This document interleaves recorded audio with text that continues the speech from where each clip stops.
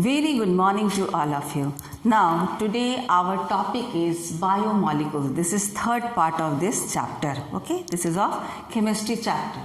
ठीक है, तो पिछले लास्ट वीडियो में हम लोग क्या क्या जाने थे कार्बोहाइड्रेट के बारे में. कार्बोहाइड्रेट क्या होता है? Carbohydrates are optically active polyhydroxy aldehydes or ketones or such compounds which produce this upon hydrolysis. ये तो हम लोग कार्बोहाइड्रेट के बारे में जाने थे. ठीक है, उसके बाद हम लोग क्या देखे थे सेकेंड पार्ट में? How can we classify this carbohydrates. Carbohydrate को कैसे क्लासीफाई किया जा सकता है. तो हम आपको 5 तरह से बताए थे how can we classify this carbohydrate. उसमें जो लास्ट पॉइंट था उसमें आपको क्या बताए थे? On the basis of number of products. ठीक है, कितना प्रोडक्ट मिलता है अपॉन हाइड्रोलिसिस, उस पर भी हम कार्बोहाइड्रेट को क्लासिफाई कर सकते हैं. तो उसमें हम लोग जाने थे मोनोसेक्राइड्स, ओलिगोसेक्राइड्स एंड पॉलीसेक्राइड्स. तो वन बाय वन हम लोग सबके बारे में जानेंगे. ठीक है, तो सबसे पहले जानेंगे मोनोसेक्राइड्स. तो मोनोसेक्राइड्स मतलब क्या हुआ कि इसको फर्दर हाइड्रोलिसिस नहीं किया जा सकता है. ओलिगो में आपको क्या बताए थे कि ओलिगोसेक्राइड जो होता है वो हाइड्रोलिसिस के बाद 2 से 10 यूनिट क्या देता है? मोनोसेक्राइड्स. और पॉलीसेक्राइड्स में क्या बताए थे कि पॉलीसेक्राइड्स का जब हाइड्रोलिसिस होता है तो 10 यूनिट से ज़्यादा हमको मोनोसेक्राइड्स मिलता है. लेकिन मोनोसेक्राइड्स में क्या है कि ये फर्दर हाइड्रोलिसिस में नहीं हो सकता है. ठीक है, so monosaccharide is the simplest form of sugar and most basic unit of carbohydrates, क्योंकि इसका फर्दर हाइड्रोलिसिस हो करके स्मॉल कंपाउंड नहीं मिलता है and can not be further hydrolyse. ठीक है, तो इसमें आपको क्या क्या जानना है? Glucose, fructose and ribose. तो सबसे पहले हम लोग देखते हैं जो सबसे सिंपल है, मोस्ट एबंडेंट है और लगभग नाम भी हम लोग बहुत शुरू से ही बचपन से ही सुन रहे हैं. क्या है? This are glucose. ठीक है, इसमें आपको बताए थे प्लस लगाते हैं, डी लगाते हैं, कैपिटल डी. तो प्लस किसके लिए लगाते हैं ये भी आपको बताए थे.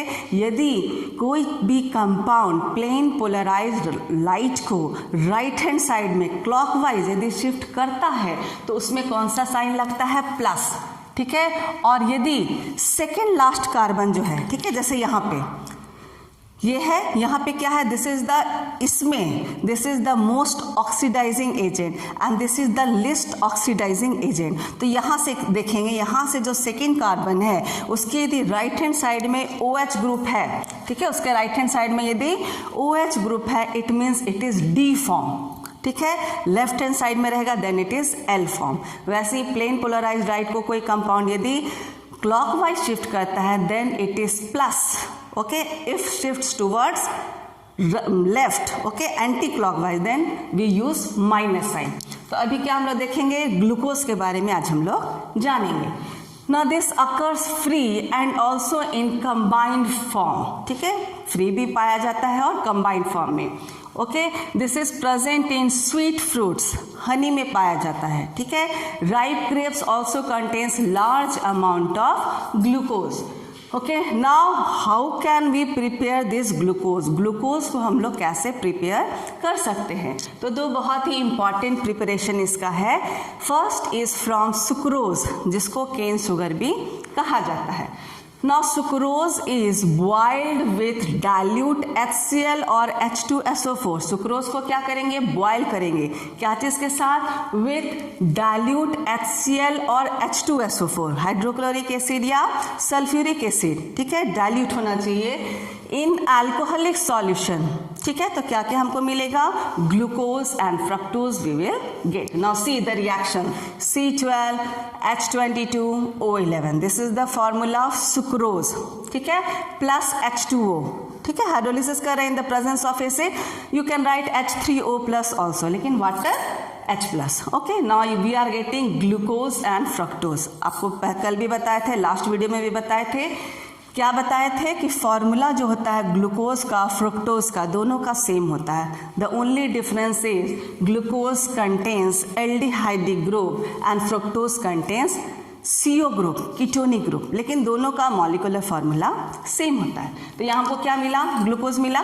सो this is the preparation, first preparation of glucose from cane sugar और you can say from sucrose. Okay, now next is from starch. ठीक है, hydrolysis of starch by boiling it with dilute H2SO4। इसको भी boil करना है with dilute sulphuric acid at 373 K। ठीक है, इतना पे यदि बॉयल करेंगे अंडर प्रेशर, ठीक है, अंडर प्रेशर भी होना चाहिए, 2 to 3 एटमॉस्फेरिक प्रेशर हम लोग लिए हैं, मतलब नॉर्मल से ज़्यादा होना चाहिए। Then we will get what, glucose from starch. देखिए स्टार्च है C6H10O5 होल N, पॉलीमर में आपको बताए थे N टाइम्स लेते हैं। ठीक है, तो N टाइम्स हमको क्या मिलेगा, C6H12O6। So in this way also by boiling, hydrolysis of starch by boiling it with dilute H2SO4 at 373 K under pressure, we get glucose from starch. Okay, now we will see structure of glucose। तो सबसे simple way में हम आपको बता रहे हैं, इसको याद कर लीजिएगा। ठीक है ना, इस तरह से लिखिएगा, नीचे CH2OH, ठीक है, यहाँ पे CHO। आपको पता है ग्लूकोज का फॉर्मूला C6H12O6। ठीक है, और ये भी पता है कि इसमें एक एल्डिहाइड ग्रुप होगा। ठीक है, इतना तो जानते हैं। सो दिस एल्डिहाइड ग्रुप यहाँ पे रखेंगे, उसके बाद कितना कार्बन बचता है, 2 कार्बन तो हो गया और 4 कार्बन होगा। नाउ राइट हेयर OH, आप याद कर लीजिए, right here OH, now H and then OH। ठीक है, यहाँ पे यदि OH है तो यहाँ H होगा, यहाँ OH है तो H, H then OH, OH then H। ठीक है, यहाँ पे क्या है, कुछ नहीं लिखे, means carbon, no need to write carbon. तो इस तरह से आप इसको याद कर लीजिए। This is D glucose, very common and most abundant carbohydrate. ठीक है, तो ये आपका क्या हो गया, डी ग्लूकोज। तो ये तो हम आपको बताया कि ये स्ट्रक्चर है, लेकिन एविडेंस ऑफ ग्लूकोज स्ट्रक्चर, लेकिन ये स्ट्रक्चर आया कैसे। ठीक है ना, ऐसे तो नहीं लिख सकते कि H यहीं होगा, OH यहाँ होगा, ये प्राइमरी अल्कोहल यहाँ होगा, ऐसे तो नहीं लिख सकते। ये जानते हैं कि एल्डिहाइड ग्रुप है तो किसी टर्मिनल पर ही होगा, या ऊपर या नीचे, लेकिन देखेंगे अभी हम लोग। ठीक है ना, कि कैसे कैसे ये स्ट्रक्चर आया, 1 by 1 वी विल सी कैसे हमको ये स्ट्रक्चर मिला। ठीक है, now see evidence of glucose structure. पहला, its molecular formula was found to be C6H12O6। जब देखा गया, ठीक है ना, तो इसका मॉलिक्यूलर फार्मूला कितना आया, this was found to be C6H12O6। तो पहला हो गया मॉलिक्यूलर फार्मूला क्या है, C6H12O6 of glucose. Now on prolonged heating, second point क्या है, on prolonged heating with HI, hydrogen iodide, it forms N-hexane। क्या देखा गया कि जब इसको HI के साथ रिएक्ट कराया गया, then we are getting N-hexane। N-hexane मिला मतलब normal hexane, CH3, CH2, CH2, CH2, CH2, CH3 on prolong heating with HI। तो ये क्या प्रूफ करता है कि इसमें क्या है, it prove that all carbon are linked in a straight chain. सब कार्बन क्या है, स्ट्रेट चेन में जुड़ा हुआ है, और यही कारण है कि जब हम ग्लूकोज को बहुत देर तक HI के साथ हीट किए, देन वी आर गेटिंग N-हेक्सेन। ये क्या प्रूफ कर रहा है कि सब कार्बन जो है वो स्ट्रेट चेन में बंधा हुआ है। Okay, now next, glucose react with hydroxylamine. Hydroxylamine क्या होता है, NH2OH। This is hydroxylamine gives oxime, क्या देता है, oxime, and with adds hydrogen cyanide to give cyanohydrin. ठीक है, हाइड्रोजन साइनाइड के साथ जब एडिशन हुआ, हाइड्रोजन साइनाइड के साथ क्या हुआ, एडिशन हुआ, और हमको क्या मिला, साइनोहाइड्रिन। मतलब CH जो है, CHO यदि रहेगा तभी क्या होगा, CHOH। ठीक है ना, H और CN। ये तभी पॉसिबल है जब ये CHO ग्रुप रहेगा इसमें, ठीक है, ये ग्रुप रहेगा O, वो क्या होता है OH, HCN ऐड कर रहे हैं, H और CN ऐड हो जाएगा and then we are getting what, cyanohydrin. ये क्या है, साइनोहाइड्रीन, ठीक है। और ये क्या मिला था जब हाइड्रोक्सिलामीन के साथ किए थे, then we are getting CH double bond NOH, ठीक है, then CHOH whole 4 and CH2OH। तो अभी हम इसको ऐसे ही लिखे हैं, लेकिन इसका स्ट्रक्चर बाद में आया है। अभी इससे क्या प्रूफ हुआ, जब हम लोग हाइड्रोक्सिलामीन और साइनोहाइड्रीन को ऐड किए तो क्या हमको मिला, ऑक्साइम मिला और साइनोहाइड्रीन मिला। ये क्या प्रूफ करता है कि इसमें कार्बोनिल ग्रुप का प्रेजेंस है। It means glucose contains one carbonyl group. Carbonyl group आपको बताए थे क्या होता है, C डबल बॉन्ड O। तो ये क्या प्रूफ किया, जो ऑक्साइम और साइनोहाइड्रीन मिला, ये क्या प्रूफ करता है कि इसमें कार्बोनिल ग्रुप का, कार्बोनिल ग्रुप इज प्रेजेंट, यहाँ पे प्रेजेंट है, ठीक है। देखिए इसी से कीटोन बनता है। यदि दोनों, एक R होगा और एक H होगा, then it is aldehyde. If both are R then it is ketone, ठीक है। तो अभी ये प्रूफ हुआ है कि इसमें क्या है, कार्बोनिल ग्रुप है, ठीक है ना, इस रिएक्शन से। Now see, glucose gets oxidise to 6 carbon carboxylic acid, gluconic acid, ठीक है, ग्लूकोनिक एसिड में कन्वर्ट होता है on reaction with a mild oxidising agent that is bromine water. यहाँ पे हम लोग माइल्ड ऑक्सीडाइजिंग एजेंट लेते हैं। हम लोग जानते हैं माइल्ड ऑक्सीडाइजिंग एजेंट से भी रिएक्ट कराते हैं और स्ट्रॉन्ग ऑक्सीडाइजिंग एजेंट से भी रिएक्ट कराया जाता है। तो यहाँ किससे कराना है, माइल्ड ऑक्सीडाइजिंग एजेंट कुछ लेकर के हम लोग रिएक्ट कराए, किससे कराए, ब्रोमीन वाटर से। Then what we are getting gluconic acid. क्या मिला हमको, ग्लूकोनिक एसिड, जिसमें कितना था, 6 कार्बन था। This indicates that carbonyl group is aldehydic. हमको पता है जब एल्डिहाइड का ऑक्सीडेशन होता है then we get carboxylic acid, ठीक है।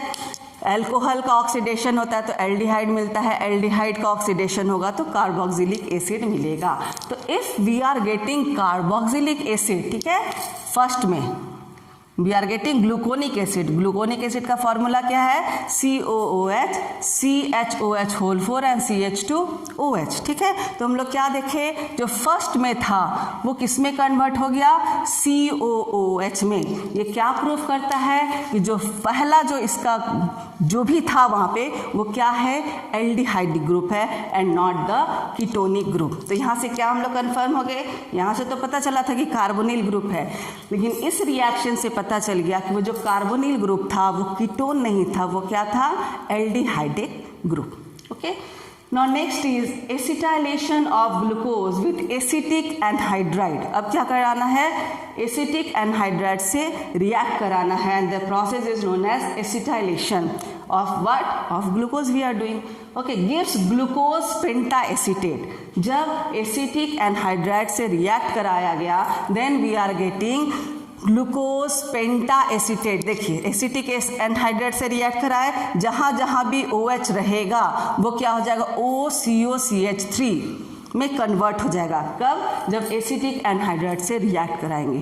तो हम लोग क्या देखे, यहाँ पे 5, ठीक है, यहाँ पे देख रहे हैं, यहाँ पे 4 है, OCOCH3 4 and this one is OCOCH3, मतलब टोटल वहाँ पे हमको कितना मिल रहा है, 5, ठीक है।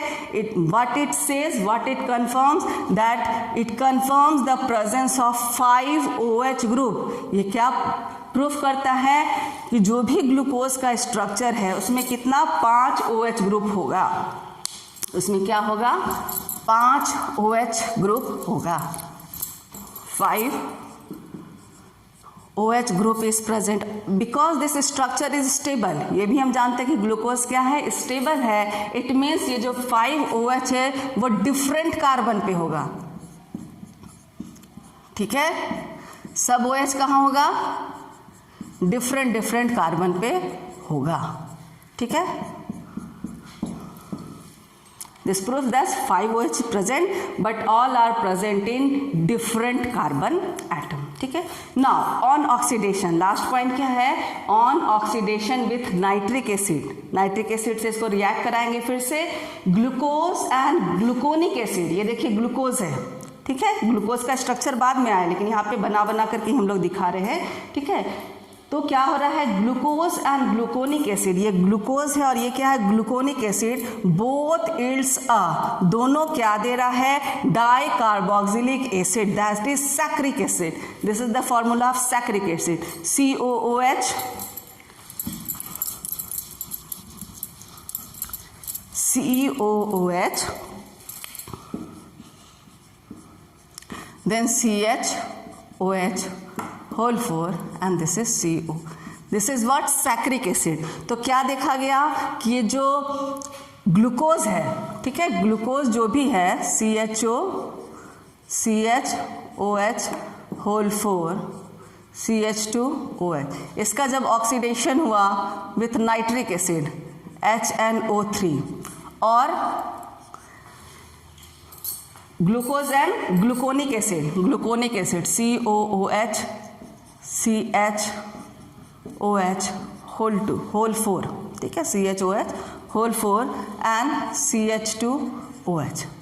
जब दोनों का ऑक्सीडेशन हुआ in presence of nitric acid HNO3, तो क्या देखा गया? We are getting saccharic acid. तो इसका स्ट्रक्चर तो हमको पता है, ठीक है ना. हमको ग्लूकोनिक एसिड का स्ट्रक्चर पता है कि ऐसा होता है. तो ये भी ऑक्सीडेशन से ये दे रहा है और ये भी ऑक्सीडेशन से यही दे रहा है. तो ये तो हम जान रहे हैं कि इसका ऑक्सीडेशन हुआ है तो COOH मिला है, लेकिन ये कंफर्म कर रहा है कि यहाँ पे कुछ प्राइमरी एल्कोहल है, क्योंकि प्राइमरी एल्कोहल का जब स्ट्रॉन्ग ऑक्सीडाइजिंग एजेंट से रिएक्शन होता है then it gives carboxylic acid. और ये भी देखिए यहाँ पे, ठीक है, ये भी क्या हो गया? COOH बन गया. इसका मतलब यहाँ पे कुछ वैसा ही ग्रुप होगा, तभी ये क्या कर रहा है? COOH दे रहा है. Okay, so this confirms that glucose contains one aldehydic group. तो एल्डिहाइडिक ग्रुप क्या होता है? वो तो टर्मिनल ग्रुप है, कल भी आपको बताया था लास्ट वीडियो में भी, ठीक है. टर्मिनल पे आप रख दीजिए CHO. उसके बाद क्या बताया? हर कार्बन में OH है. Each carbon contains OH, COH 1 2 3 4 and last में आपको क्या बताया? CH2OH जो अभी कंफर्म हुआ, ठीक है. और इसको फुलफिल करने के लिए H to fulfil the tetravalency of carbon, इस तरह से लिखें. So this is the structure of glucose. लेकिन यहीं जाकर के खत्म नहीं हुआ. This is the open chain structure of glucose. लेकिन फिर क्या देखा गया? कंक्लूजन क्या है कि स्ट्रक्चर जो है, इसका जो स्ट्रक्चर है उसमें इस पोजीशन पे, ठीक है, ये कौन बताए? स्टीरियो केमिस्ट्री से पता चला. स्टीरियो केमिस्ट्री से क्या पता चला? Examination of stereochemistry of glucose, it was done by Fischer and confirms that the correct representation is this H and this OH. ठीक है, स्टीरियो केमिस्ट्री जब हम लोग पढ़ेंगे आगे में, फर्दर पढ़ेंगे ग्रेजुएशन में, तब हम लोग जानेंगे, क्या जानेंगे कि स्ट्रक्चर जो है स्टीरियो केमिस्ट्री से फिशर के द्वारा जो स्ट्रक्चर दिया गया ये उसका करेक्ट फॉर्म है. So this is the correct structure of glucose, open chain structure. ठीक है, ओपन चेन स्ट्रक्चर ये, ठीक है. नॉट दिस एक्चुअली ये क्या हो रहा है? देखिए, बैकबोन में कार्बन है, so it contains carbon backbone, carbon का इसमें बैकबोन है. Second, this contains 4 chiral carbon. Chiral carbon आपको बताया था, यदि चारों ग्रुप अलग है, कार्बन में एक ग्रुप, 2 ग्रुप, तीसरा ग्रुप, ये whole is the 4th group. यदि एक कार्बन में चारों ग्रुप अलग है, जैसे आप इसको ले लीजिए, तो एक ग्रुप ये हो गया, दूसरा ये, तीसरा ये, चौथा ये, तो ऐसा जिसके साथ भी होगा that is known as chiral carbon. तो यहाँ पे 4 कार्बन ऐसा है जिसमें चारों ग्रुप अलग है, तो that is known as chiral carbon. And chiral carbon is actually optically active, वो मिरर इमेज देता है. Okay, now there are 16 possible structure. यदि 4 कायरल कार्बन है तो कितना स्ट्रक्चर होगा 2 to the power 4। स्टीरियोकेमिस्ट्री में यदि आप जानते हो तो ठीक है, नहीं तो जानेंगे कि जितना भी कायरल कार्बन रहता है 2 to the power उतना कीजिए तो कितना आएगा 16। It means it gives 16 structure, ठीक है। And one of them is plus D glucose, जिसके बारे में अभी हम लोग पढ़ रहे, समझिए, ठीक है ना। यदि 4 कायरल कार्बन है पता चल गया तो स्ट्रक्चर, इसका टोटल स्ट्रक्चर कितना होगा 16। एंड वन ऑफ देम, उस 16 में से एक स्ट्रक्चर किसका है plus D glucose, and this is the plus D glucose structure of that. Okay, now again I am saying plus is for what, it rotates the plane polarized light towards right clockwise। कि जो भी chemical जो है, जो भी compound है, यदि वो प्लेन पोलराइज लाइट को क्लॉकवाइज शिफ्ट करता है then we use plus sign. And D is for what, ये देखिए मोस्ट ऑक्सीडाइजिंग एजेंट है, this is the most oxidising agent in this.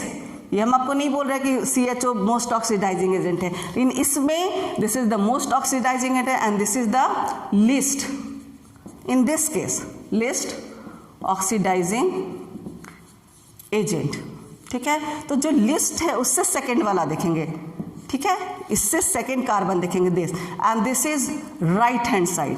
OH कहाँ है राइट हैंड साइड में, this is in the right hand side, so this is for D. D क्यों लिखते हैं, क्योंकि सेकेंड लास्ट कार्बन जो है उसके राइट हैंड साइड में OH है, so this is D. Plus for plane polarise light and D for what OH, second last carbon में OH राइट हैंड साइड में, ठीक है। So this is the plus D glucose structure. अब next class में हम लोग देखेंगे, next video में हम लोग देखेंगे कि जो ओपन चेन स्ट्रक्चर है बहुत सारे रूल को ये फॉलो नहीं करता है। यदि ओपन चेन स्ट्रक्चर है तो कुछ रिएक्शन है जो इसको शो करना चाहिए था लेकिन ये नहीं करता है, ठीक है। तो फिर क्या हुआ, इसका साइक्लिक स्ट्रक्चर आया, which we will see in our next video। Okay, thank you for watching my video।